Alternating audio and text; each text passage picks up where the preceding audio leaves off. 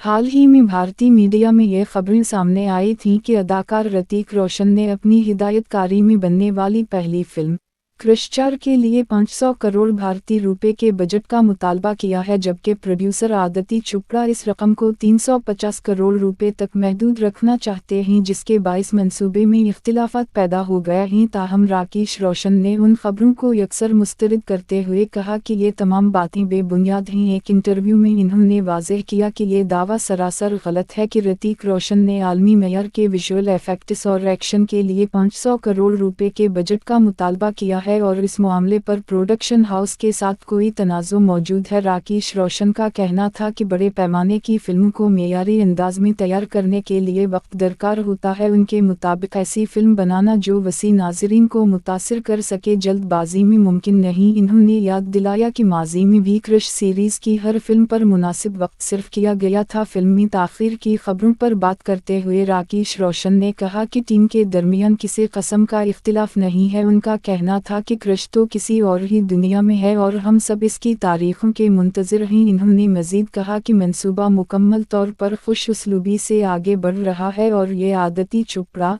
ऋतिक रोशन और इनके दरमियान मुश्तरका टीम वर्क का नतीजा है। याद रहे कि इससे कबल बाज़ रिपोर्ट्स में दावा किया गया था कि फिल्म के बजट पर जारी मशावरत के बाइस मंसूबे की रफ्तार सुस्त पड़ गई है और प्रोड्यूसर्स मुख्तलिफ मालियाती ऑप्शंस पर गौर कर रहे हैं। वाज़ेह रहे कि क्रिश फ्रेंचाइज का आगाज़ कोई मिल गया से हुआ था, जिसके बाद क्रिश और क्रिश 3 रिलीज़ हुई। ये सीरीज़ कृष्णा मोहरा नामी सुपर हीरो के गिर्द घूमती है, जिसका किरदार ऋतिक रोशन अदा करते हैं। नई फिल्म का मद्दाहों को बेसब्री से इंतज़ार है और हर नई अपडेट सोशल मीडिया पर तवज्जो हासिल कर रही है।